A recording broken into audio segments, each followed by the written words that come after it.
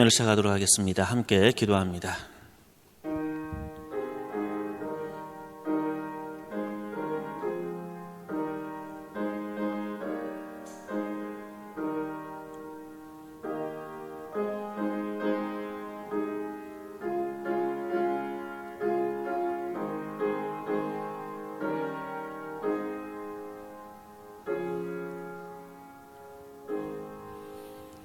사랑의 주님, 오늘도 저희를 주님의 전에 불러주셔서 또 말씀의 은총을 내려주심에 감사합니다.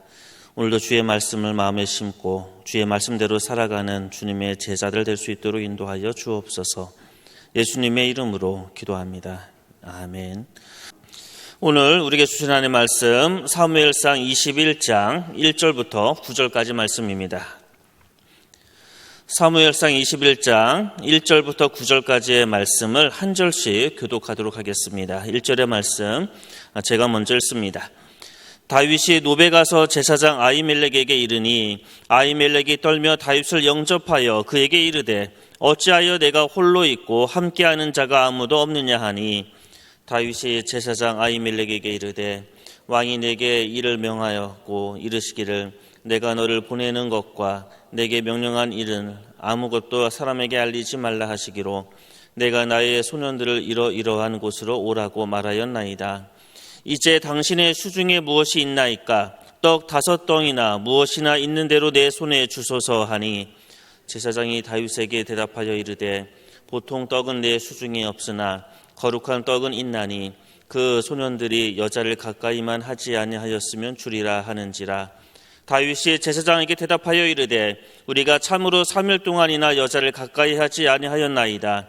내가 떠난 길이 보통 여행이라도 소년들의 그릇에 성결하겠거든 하물며 오늘 그들의 그릇에 성결하지 아니하겠니까 하매 제사장이 그 거룩한 떡을 주었으니 거기는 진설병 곧 여호와 앞에서 물려낸 떡밖에 없었습니다. 떡은 떡을 드리는 날에 물려낸 것이더라.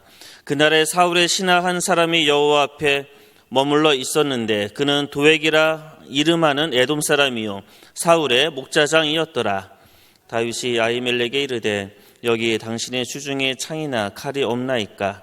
왕의 일이 급함으로 내가 내 칼과 무기를 가지지 못하였나이다 하니 함께 읽겠습니다. 제사장이 이르되 내가 엘라 골짜기에서 죽인 블레셋 사람 골리앗의 칼이 보자기에 쌓여 에봇 뒤에 있으니 내가 그것을 가지려거든 가지라. 여기는 그것밖에 다른 것이 없느니라 하는지라. 다윗이 이르되 그 같은 것이 또 없나니 내게 주소서 하더라. 아멘. 우리 시간 함께 인사하기 원합니다. 하나님은 살아계십니다. 네, 하나님은 살아계십니다. 네, 지난주는 굉장히 약간 힘든 시간을 좀 가졌죠. 우리가 다윗의 피난처를 이렇게 짧은 시간 동안 집중적으로 좀 훑어봤던 시간이었습니다. 그래서 좀 약간 어렵고 힘든 시간이었지만 이제 오늘은 다윗의 그 피난처 중에서 있었던 일들을 이제 하나하나 골라가면서 거기에 해당하는 이야기를 좀 나눠보고자 합니다.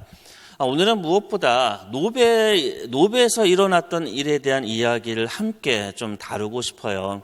지금 21장에는 그 표현이 나타나지 않지만 그 내용이 없지만요. 노베에서 나중에 어떤 일이 일어나는지는 아실 겁니다. 제사장들이 약 85명이 학살을 당하고요. 제사장뿐만 아니라 제사장에 속해 있는 마을의 어린아이들, 여성들, 심지어 가축까지 학살을 당하는 그러한 참담한 일들이 바로 이 노베에서 일어납니다. 그래서 노베 학살이고 노베에서 일어났던 참혹한 비극에 대한 이야기가 바로 그러한 내용입니다.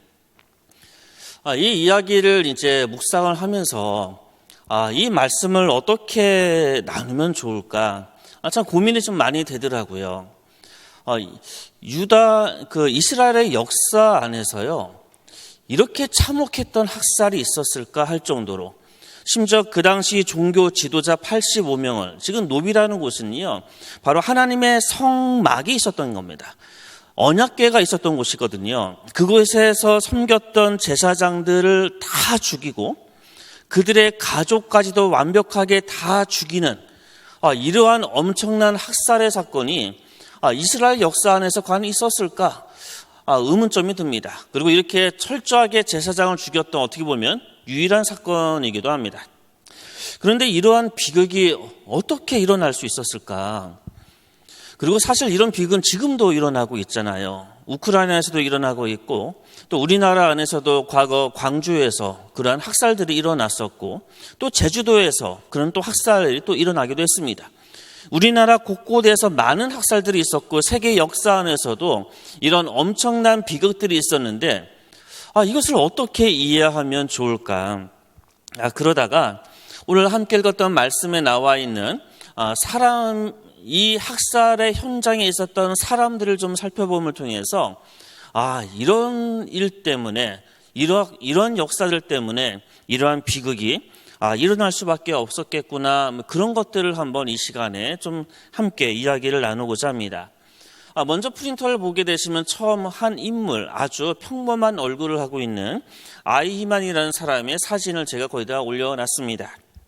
아이히만은요, 중년에 일반적인 몸짓을 갖고 있었던 사람이라 하더라고요.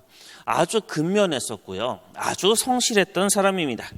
평범한 노동자로 살아갔었고 그리고 광산에서 일을 했던 사람이었고요.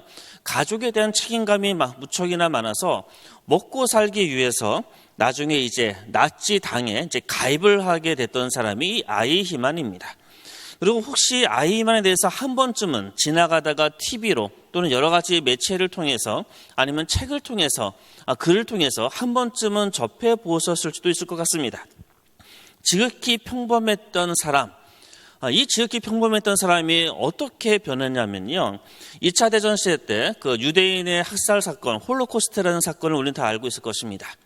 이 홀로코스트에서 아주 결정적인 역할을 했던 사람이 아이히만입니다. 그가 했었던 가장 대표적인 업적은 뭐냐면요, 사람 유대인들을 분류하고 그리고 분류한 사람을 기차에 태워서 가스실로 보내는 이러한 메커니즘을요, 굉장히 정교하고 빠르게 진행하도록 만들었습니다. 유대인을 분류하고 나서 그들을 기차에 태워서 그들을 죽이는 가스실로 데려갔던 사람이 바로 아이히만입니다. 그런데 그가 했던 어떻게 보면 가장 끔찍한 일인 것 같아요. 기차에 태워서 그들을 오랜 시간에 걸쳐서 가스실까지 가는 이 과정조차도 너무 시간 낭비였다라고 아이히만은 생각했던 것 같아요. 그래서 그가 어떤 아이디어를 생각하냐 하면 그 기차에다가요, 가스실을 설치합니다. 그리고 유대인들을 기차로 이송하는 그 과정에서 유대인들을 그 기차 안에서 다 죽입니다. 그의 손에 의해서 죽어간 사람들이 거의 600만 명에 해당하는 엄청난 유대인들이 학살을 당하게 됩니다. 그때 그 표를 보시면 아이히만 했던 이야기 중에 그 회색깔 표의 마지막 줄, 그러니까 첫 번째 박스의 마지막 줄에 보게 되어지면 자신이 했던 업적에 대해서 아이히만 스스로 이렇게 평가하고 있어요. 제가 제작한 열차 덕분에 우리 조직은 시간 낭비 없이 일을 처리할 수 있었다. 여러분, 이 이야기를 딱 듣는 시간에 부하가 치밀지 않습니까? 아주 소름 끼치는 느낌이 들지 않으십니까? 일처리라고 이야기합니다. 사람을 죽이는 일을요. 그리고 시간 낭비를 없앴다라고 평가합니다. 아주 공감할 줄도 모르고 사람의 죽음에 대해서 무덤덤하고 이 학살의 현장 안에서 굉장히 냉혹한 한 인간의 모습을 우리는 보게 되어집니다. 그런데 그는 지극히 평범했던 사람이라는 겁니다. 그리고 나서 이제 독일이 패망하고 나서요, 그 나치 밑에서 부역했던 사람들이 이제 세계 각지로 다 이제 도망을 가겠지요. 그 중에 가장 인기가 있었던 장소가 남미 지방이었다고 합니다. 특히 아르헨티나까지 도망을 가고 나서 거기에서 이스라엘의 이제 정보원에 의해서 발견되어서 예루살렘으로 이제 끌려가게 됩니다. 그리고 그가 예루살렘 법정에 서게 됩니다. 획기적인 사건이었죠.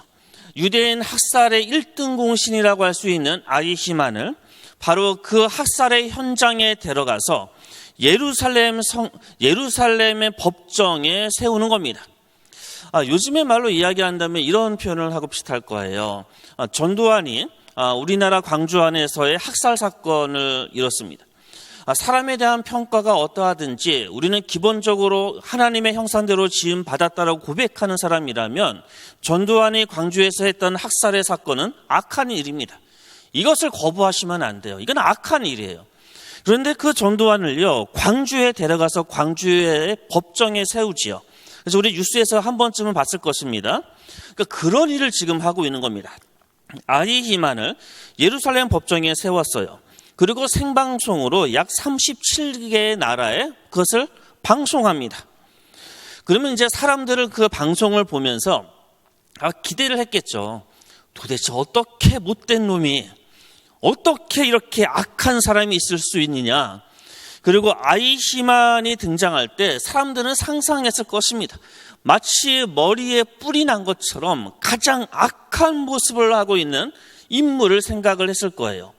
그런데 그가 TV에 나왔을 때 지금 그 TV에 나와 있는 장면이 두 번째 그림에 해당하는 겁니다.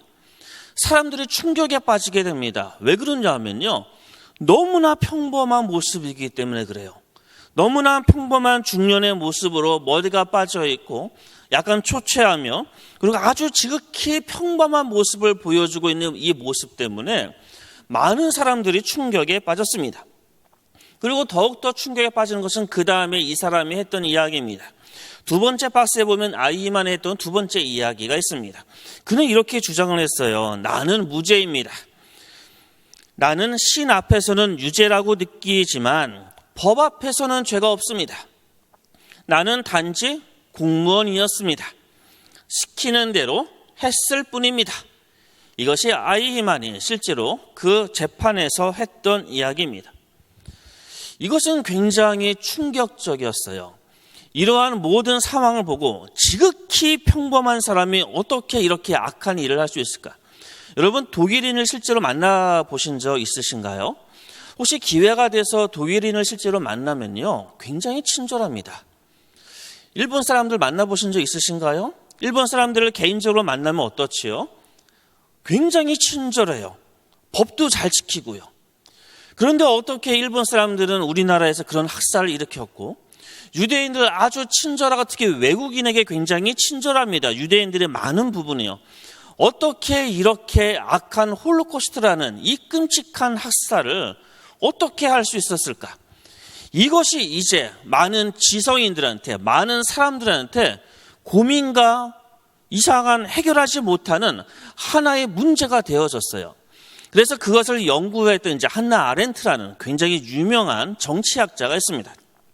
이 한나 아렌트가요, 그 현상들을 다 연구해서 이제 결론을 낸 게 있는데 그것이 세 번째 박스에다가 제가 몇 줄로 잠깐 정리를 한 겁니다. 결론은 이렇게 냈어요.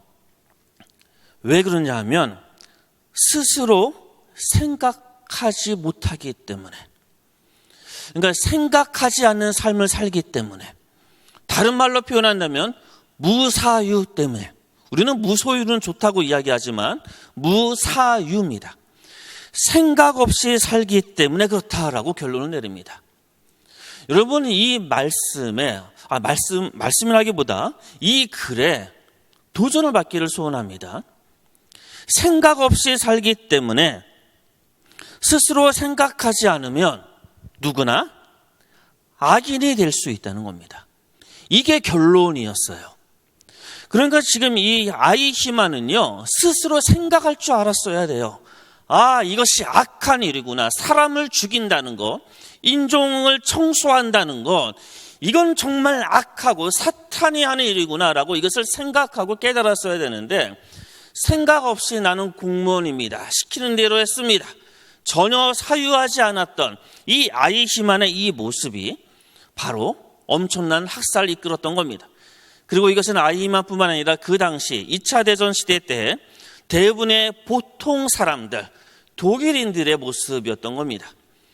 어떤 공동체가 사유하지 않고 생각하지 못하고 성찰하지 못하면 그 공동체는 이렇게 악하고 시대의 끔찍한 일들을 할 수 있다는 겁니다. 그리고 두 번째로 한나 아렌트가 했던 이야기가 이런 겁니다. 타인에게 공감하지 못하는 무능력이, 공감하지 못하는 것을 무능력으로 표현합니다. 그것이 악이다라고 표현합니다. 그래서 타인의 고통을 헤아릴 줄 모르는 이 생각의 무능은 말의 무능과 행동의 무능으로 다가온다라고 이야기를 합니다. 여러분, 이 말씀이 오늘 저와 여러분에게 도전이 되기를 소원합니다. 이제 이 말씀, 이 글을 근거로 본문의 말씀을 좀 다시 좀 살펴봤어요. 그러면서 제가 발견했던 것은 왕의 호위병과 도액이라는 이 두 부류의 사람의 차이점이 보이는 겁니다. 어떤 차이점이냐면 22장 17절의 말씀을 보시면 지금 밑에 있는 박스에 있는 겁니다. 제가 그걸 읽어드리겠습니다. 왕이 좌우에 호위병에게 이르되 돌아가서 여호와의 제사장들을 죽이라. 그들도 다윗과 협력하였고 또 그들이 다윗이 도망한 것을 알고도 내게 알리지 아니하였음이니라.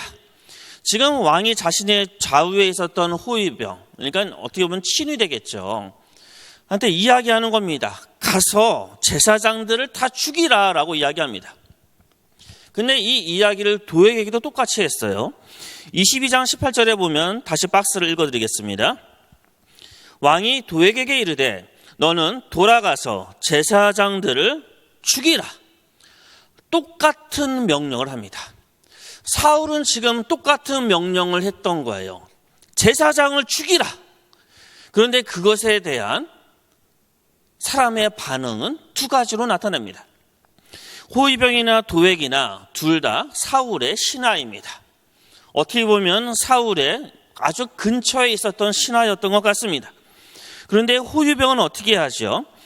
너희는 죽이라. 내게 알리지 아니하였음이니라. 다음에 제가 거기다가 그 박스처럼 해서 한 단어를 좀 강조했습니다.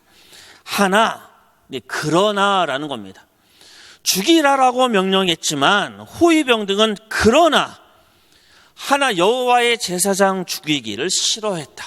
거부했다는 겁니다. 하지만 도액은 어떻게 합니까? 돌아가서 제사장을 죽이라 하매 그리고 옵니다.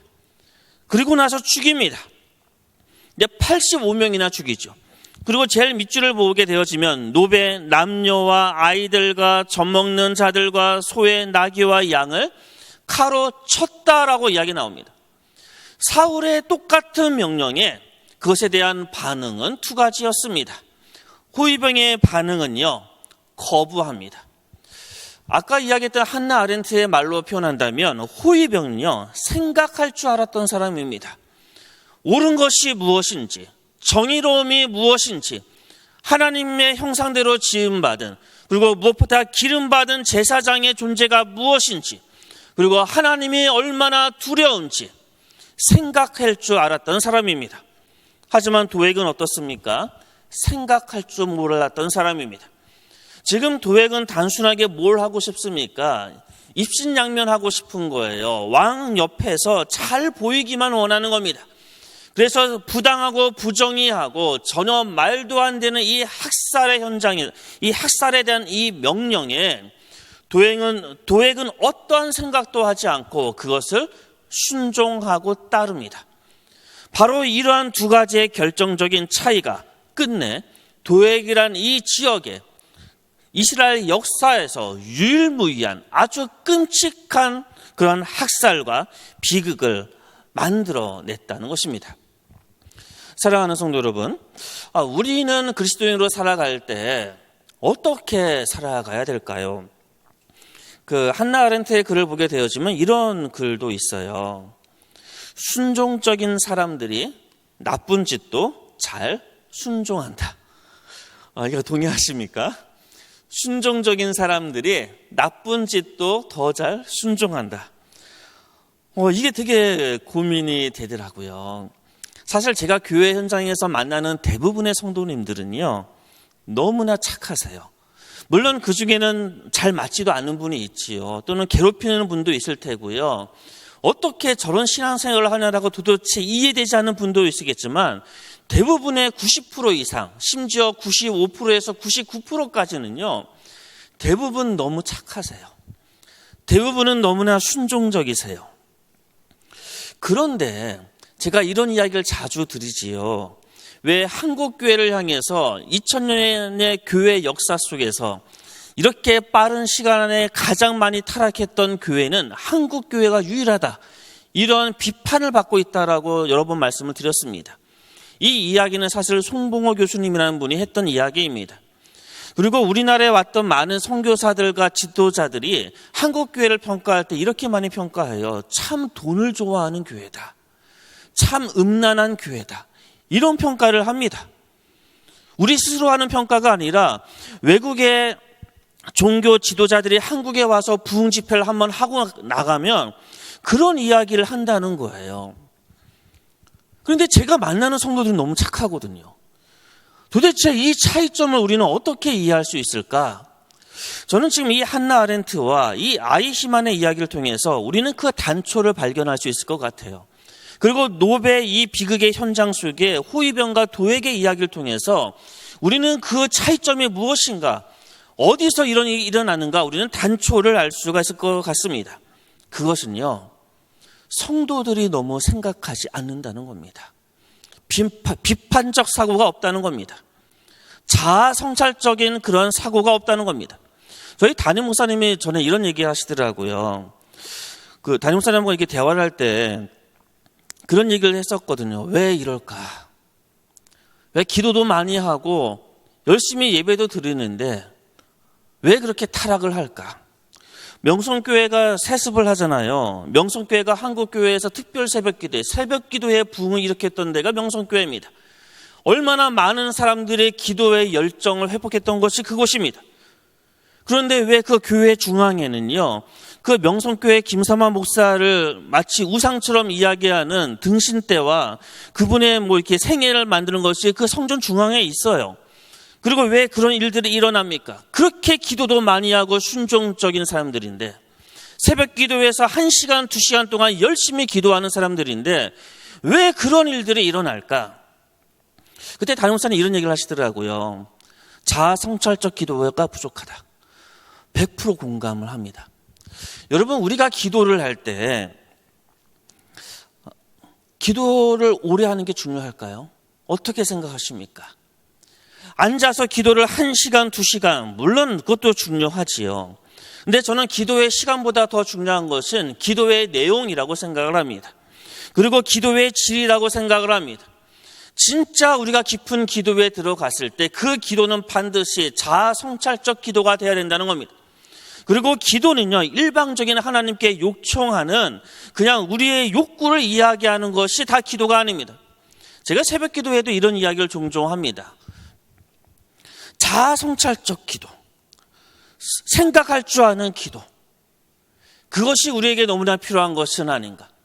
우리는 너무나 순진하게 살고 너무나 순종적이고 그렇게 살아가는 것은 아닌가 고민됩니다. 그러면 이제 이렇게 질문을 던질 수 있을 겁니다. 그럼 자아 성찰적 기도가 도대체 뭡니까? 도대체 그런 기도 어떻게 하는 겁니까? 자기 자신을 비춰봐야 됩니다. 자아 성찰한다는 것은 내 자신을 비춰보는 겁니다. 내 자신을 비춰본다는 것은 어떨 때 가능합니까? 거울이 있어야지 가능합니다. 바로 말씀의 거울입니다. 그래서 저는요, 말씀과 기도는 솔직히 어떤 게 더 좋다라고, 어떤 게 더 우위에 있다라고 결코 얘기할 수 있는 게 아니에요. 하지만 그냥 논리적으로 그냥 저는 이렇게 생각합니다. 말씀이 먼저입니다. 말씀은 곧 하나님이시기 때문에. 그래서 우리는 말씀을 읽고 말씀에 내 자신을 비추는 이 작업, 그리고 말씀을 읽으면서 그 말씀을 생각하는 것, 이것 자체가 기도입니다. 우리는 기도와 말씀 읽기를 분리하고 있어요. 다른 거라고 생각을 하는 것 같아요. 하지만 말씀을 펴놓고 말씀을 읽고 그 말씀 가운데 들어가서 우리의 상상력과 우리의 생각을 통해서 하나님의 마음을 알아가는 이 자체가 원래 기도라고요. 이것이 2000년 교회 전통 속에서 했던 기도였고요. 다른 말로 표현한다면 이것을 말씀으로 드리는 기도, 때로는 관상 기도, 이렇게 표현하기도 했습니다. 그래서 저는 지금 말씀이 필요하구나. 정말로 말씀이 살아 있어야겠구나. 우리의 개개인이 말씀을 읽고 말씀에 자신을 비춰보면서 끊임없이 자신을 돌아보고 성찰하며 바르게 살아야지, 하나님의 뜻대로 살아가야지 하는 이 작업, 다른 말로 표현하면 이러한 기도가 필요하겠구나라고 너무나 생각이 들어집니다. 제가 연초에 이런 이야기를 종종 자주 드렸습니다. 성강교회에 와서 목회적인 만족도가 굉장히 높습니다. 그것 중에 가장 베스트가 뭔지 아십니까?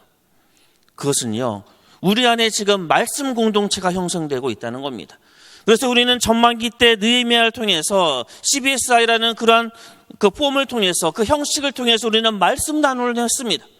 그리고 우리는 하반기 이제 요한복음을 통해서 다시 CBSI 말씀 공동체적 성경 읽기를 다시 하게 되어질 것입니다.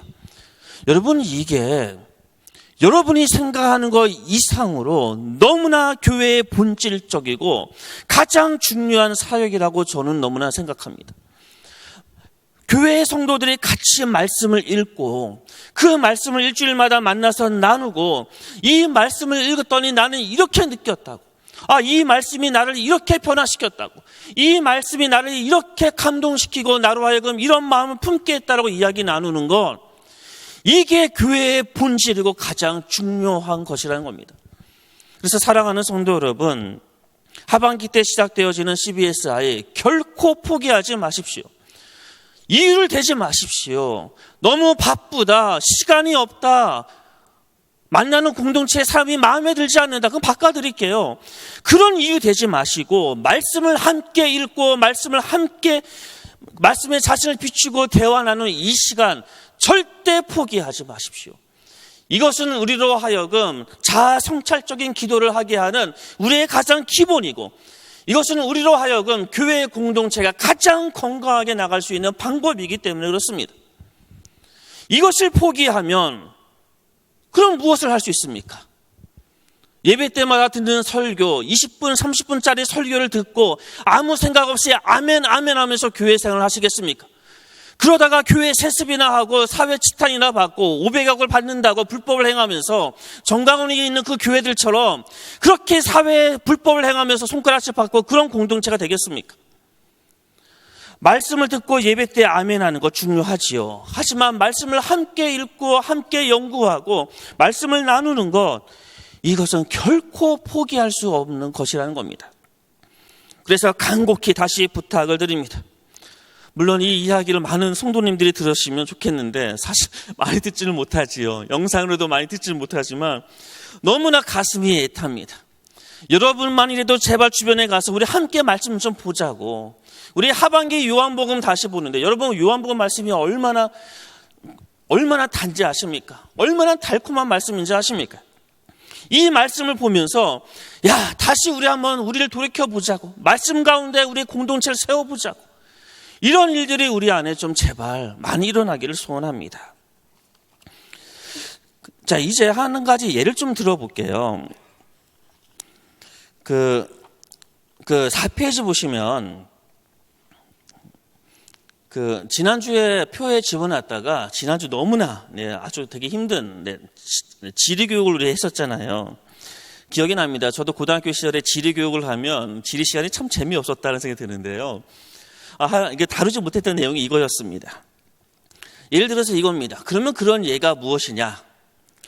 여러분은 이런 생각 해보셨습니까? 우리 교회 공동체 안에나 아니면 어떤 사람이 막 환상을 봐요. 막 예언을 해요. 막 방언을 합니다. 병이만 낫습니다. 손만 대면 막 이렇게 쓰러집니다. 제가 요즘 유튜브를 통해서 보고 있는 몇몇의 것들이 있는데요.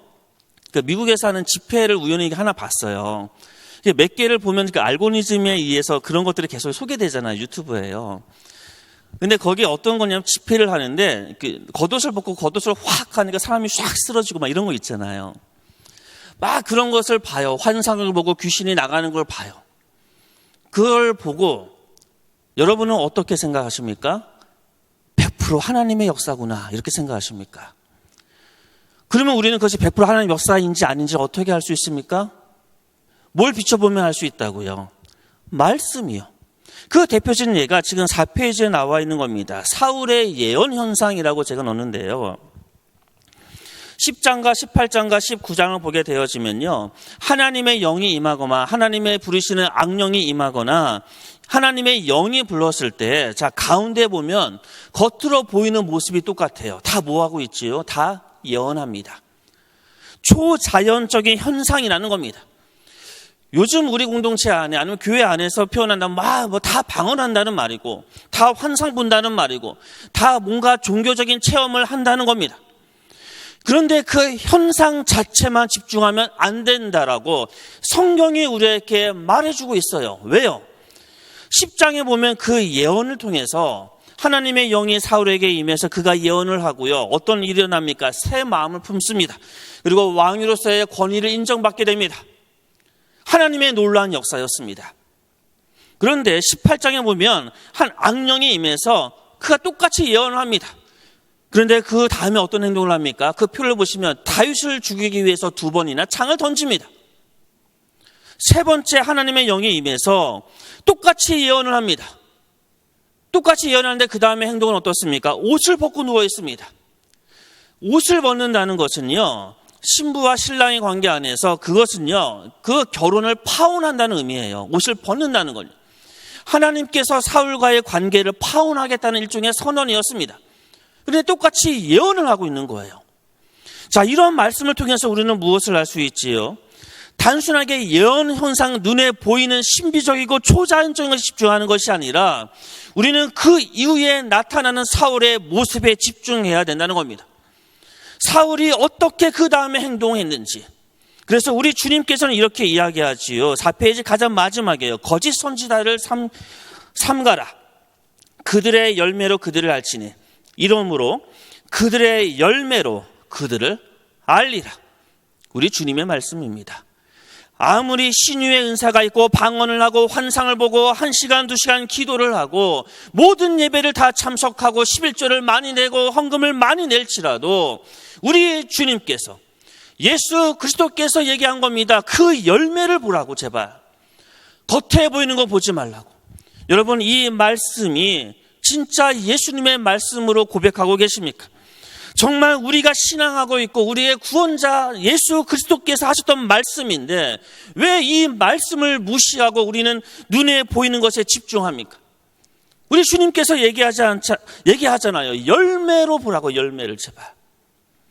그러니까 우리가 말씀으로 우리를 비추어 보는 것, 사울의 이 이야기를 통해서 우리는 내가 혹시 형식에 사로잡혀 있지는 않느냐, 내가 방언을 할 줄 아는데 내 삶은 제대로 살아내고 있느냐, 내가 열심히 교회 예배를 드리고 있는데 정말 주님의 정의로움과 사랑이 내 안에 있는가, 내 일상의 삶은 진짜 하나님의 마음에 합한 삶을 살아내고 있는가, 이렇게 자신을 반추하는 것, 이게 바로 자기 성찰적 기도라는 겁니다.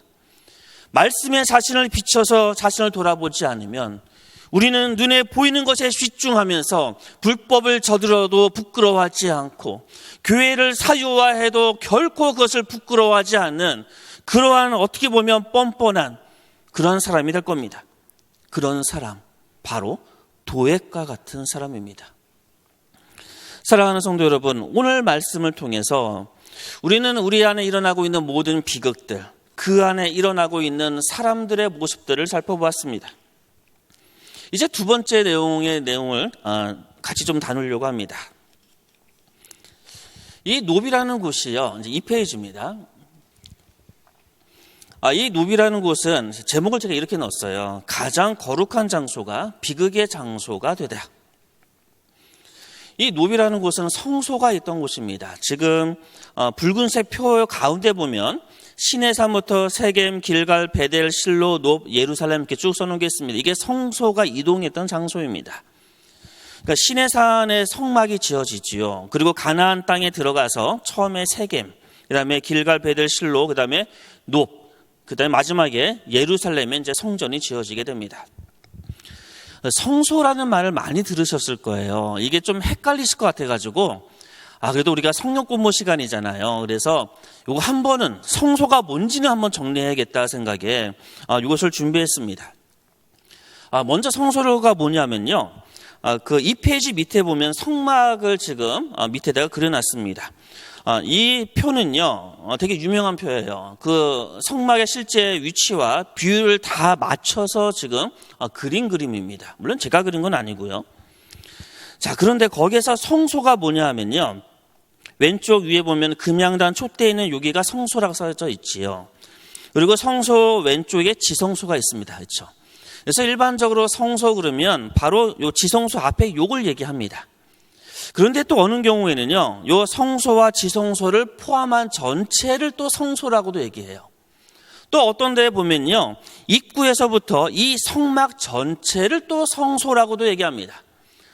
또 어떤 곳을 보게 되어지면요, 성막이 있었던 그 지역, 그 전체를 성소라고도 얘기합니다. 그러니까 예루살렘도 성소고요, 요 조그만 이 성소도 성소고, 그러니까 성소는 한마디로 이야기하면요, 그 붉은색 표에 이렇게 써놨습니다. 하나님께서 자기의 백성들 가운데 거하기 위하여 택하신 장소, 하나님께 예배드리는 거룩한 처소, 또 다른 말로 표현한다면 하나님의 다스림이 있는 모든 곳이 바로 성소입니다. 바로 하나님의 있는 곳이 바로 성소예요. 그런데 이 성소가요, 이 성소에 도저히 있을 수 없는 일이 일어난 거지요. 바로 학살 사건이 일어나게 된 겁니다. 하나님의 마음이 어땠을까? 상상조차 하기 싫은 본문입니다. 하나님께서 특별히 하나님의 사람들에게 너무나 사랑해서 내가 너와 함께 하겠다라고 이야기했던 그 장소에 이스라엘 역사 안에서 가장 끔찍한 집단 학살 사건이 일어나게 됩니다. 하나님이 그것을 바라보면서 도대체 어떤 마음을 품으셨을까? 정말 충격적이고 너무나 가슴이 아팠을 것입니다. 그런데 이 거룩한 이 장소가 비극의 장소가 되었지만 우리 주님께서는 이 모든 비극의 장소를 이제 회복시키는 메시지가 요한계시록에 나옵니다. 그래서 짧게 한 3분 안에 잠깐 살펴보도록 하겠습니다. 이제 요한계시록 21장을 보게 되어지면 처음에 표에 보면 새하늘과 새 땅이 나오고 거룩한 성 새 예루살렘 하나님의 장막이 나옵니다. 이 세 가지는 동일한 개념이라서 같은 거다라고 이해하시면 되는데요. 거기에 중요한 것이 이것이에요. 먼저 출애굽기에 처음 하나님께서 시내산에서 성막을 짓게 하셨을 때 성소의 크기라고 찾으셨습니까? 거기 길이와 너비와 높이가 크기가 얼마나다고요? 10규빗 이렇게 써 있습니다. 그러니까 이게 그 정방형이죠. 정사각형, 정육면체라고 그러죠. 그러니까 정육면체로 되어 있습니다. 지성소는요. 그러니까 높이 옆에 다 이게 마치 주사위처럼 지성소는 이렇게 되어져 있습니다. 이게 바로 성막이었어요. 그리고 역대상을 보게 되어지면요, 지성소의 크기라고 되어져 있는 성전, 그 다음에 대상 되어 있고요. 그 밑에 보면 그 내소 안의 길이가 20규빗, 너비가 20규빗, 높이가 20규빗 이렇게 되어져 있습니다. 그러니까 성막에 나와 있는 지성소와 성전에 나와 있는 지성소는 똑같은 모양인데 크기만 딱 2배입니다. 이해되시지요? 그리고 에스겔의 성전에 대한 참 이야기가 많은데 거기서는 성전 자체가 하나의 정사각형이 돼요. 그래서 하나님의 거룩함이 임하는 그곳을 마치 정방형으로 정사각형처럼 표현하고 있습니다. 이제 중요한 것은 이제 계시록에 나와 있는 말씀이에요. 계시록 21장을 보게 되어지면 특히 22절에 이런 표현이 있습니다. 새 예루살렘이 하늘에서부터 이렇게 내려오는데 요한이 그것을 바라봤는데 그 성 안에 뭐가 없다고 되어 있습니까? 성전이 없는 거예요. 뭔가 하나님의 새로운 예루살렘이 내려오면 황금으로 도배된 어떠한 성전이든 성막이든 있어야 될 것 같은데 바라보니까 성전이 없어요. 성전이 그 안에. 그리고 21장 16절에 보면 이런 말씀이 있습니다. 그 성은 네모가 이때 그 성은 예루살렘 도성을 이야기합니다. 그 성은 네모가 반듯하여 길이와 너비가 같은지라 그 갈대자로 그 성을 측량하니 12,000 스타디온이요 길이와 너비와 높이가 같더라. 예루살렘 성전이 내려오는데 그 안을 보니까 성전이 없어요. 그리고 그 예루살렘 성을 바라보니까 이 도시가, 이 성이 어떻게 생겼다고요? 정육면체로 되어 있는 거, 정육면체가 맞나요? 정방형으로 되어 있는 거예요. 가로, 세로, 높이가 똑같다는 겁니다. 자, 그러면 이것을 읽었던 이스라엘 사람들은 예루살렘 성의 길이, 넓이, 높이가 똑같더라. 12,000 스타디온이 되더라. 이 이야기를 다 들었을 때 그들의 마음속에는 뭐가 떠올랐을까요? 아, 지성소구나. 지성소하고 똑같은 형태구나. 하나님께서 회복하는 새하늘과 새 땅. 새하늘과 새 땅이 이게 신천지죠. 그러니까 신천지 이단이 이 좋은 이 뜻을 그들이 써서 우리가 참 신천지란 말을 못 써서 너무나 속하긴 하는데요. 이 새하늘과 새 땅을 보니까 예루살렘 도성이 그 자체가 지성소라는 거예요. 그러니까 뭐가 필요가 없습니까? 성전이 없죠. 성전이 필요 없지요. 그 자체가 하나의 성전이니까요. 그런데 그게 크기가 12,000 스타디온이에요. 이 스타디온은 뭐냐면 고대 그리스인들이요. 그 육상 경기를 하잖아요. 우리는 100m 뛰기를 하지요. 그런데 그들의 육상 경기를 할 때 그 경주의 그 길이가 1스타디온이에요. 그래서 약 192m가 됩니다. 그래서 보통 그리스 고대의 육상은 192m. 물론 이거는 경기장마다 달라요. 그래서 어디에서는 180, 어디는 185, 어디는 195 막 많이 얘기하지만 한 192 정도로 생각하십시오. 그리고 12,000 스타디온이라고 그래요. 왜 12,000이니까? 당연히 상징이겠지요. 이 당시 스페인에서부터 유프라테스까지 다른 말로 표현하면 로마 제국의 길이가 12,000 스타디온이었어요. 그러니까 지금 이스라엘 사람, 특히 요한이 그가 상상할 수 있는 온 세계를 지금 상상한 게 바로 12,000 스타디온입니다. 그러니까 하나님께서 지금 요한에게 새 예루살렘을 보여주시는데 온통 다 지성소인데 이 온 세상이 지성소라는 겁니다. 인간은 끊임없이 하나님의 성소에서 하나님의 성막이 있는 그 가장 거룩한 장소에서 인간의 탐욕과 때로는 무관심과 또는 생각하지 않은 이 모든 것을 통해서 학살과 비극과 참혹한 일들이 일어나지만 하나님께서는 이 성막을 넘어서 온 지구, 이 땅덩어리 전체를 궁극적으로 하나님께서 모두 다 지성소로 삼으시겠다. 내가 이 온 우주를 다 회복하시겠다는 것이 놀라운 요한계시록 21장의 말씀이라는 거예요. 그래서 저는 이 말씀이 저에게 위로의 말씀으로 참 다가옵니다. 우리가 그렇게 타락시켰던 이 우리의 교회, 특히 그렇게 너무나 타락했다는 이 한국교회, 그럼에도 불구하고 하나님께서는 교회를 회복시키십니다. 교회뿐만 아니라 교회 넘어 이 한국 땅, 온 세계를 하나님께서는 지성소로 삼으실 것입니다. 그래서 하나님의 거룩한 임재가 가득할 것입니다. 그것이 하나님의 뜻입니다. 오늘 말씀을 통해서 우리는 함께 두 가지 말씀을 전했습니다. 자아 성찰적 기도를 드리는 성도가 되자. 제발 생각할 줄 아는 성도가 되자. 자신의 욕망과 자신의 아집에 사로잡히는 것이 아니라 끊임없이 내 자신을 하나님의 말씀에 비추어보는 그러한 성도가 되자. 그러기 위해서 함께 말씀을 공부하는 우리 공동체 성경 공부에 함께 하자. 구체적인 실천의 방법입니다. 그리고 두 번째는 교회가 비록 타락하고 우리 안에 교회가 비록 안타깝고 비극이 있을지라도 하나님을 신뢰하자는 겁니다. 하나님께서는 하나님의 교회를 말씀으로 회복시키실 것입니다. 그래서 초반에 담임 목사는 이런 말씀 많이 했잖아요. CBS를 할 때 하나님의 놀라운 역사를 경험하게 될 거라고. 저는 100% 200% 동의합니다.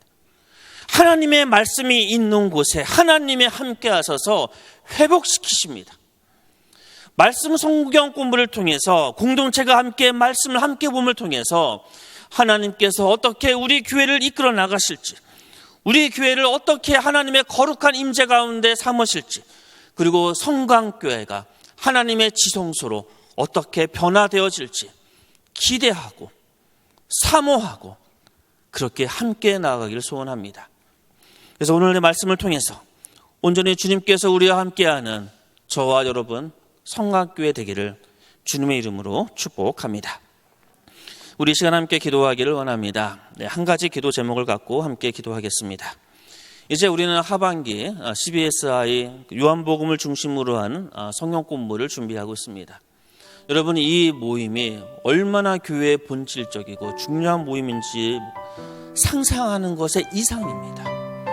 성강교회가 이 말씀으로 함께 나누고 공부하는 이 모임에 전심을 다하게 하시고, 그리고 모든 성도 한 명 한 명이 말씀에 내 자신을 비추어 보아서 주님께서 원하시는 그런 그리스도인으로 다시 거듭나게 해달라고, 때로는 우리의 앞길에 힘들고 어렵고 여러 가지 문제가 있을지 모르겠지만 하나님을 신뢰함으로, 하나님의 함께함으로 우리가 있는 곳이 바로 지성소가 될 것이라는 이 확신 붙들고 살아가는 하나님의 자녀 되게 해달라고, 우리 이 시간 이 기도 제목 갖고 함께 기도하도록 하겠습니다. 함께 기도합니다. 사랑의 은혜 감사합니다. 오늘도 주의 말씀을 통해서 우리에게 주었던 말씀을 전하드립니다.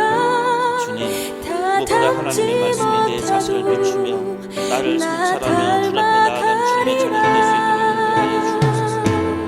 나의 생각과 나의 의견, 내게 보는 나의 아집과 고심으로 나아가는 주시옵소서. 주님께서 주셨던 이 예언의 말씀, 하나님의 말씀, 이 말씀을 함께 공동체 안에서 함께 나눔을 통하여 우리가 말씀에 내 자신과 내 공동체를 단추하고 비춰볼 수 있는 시간이 될 수 있도록 인도하여 주옵소서.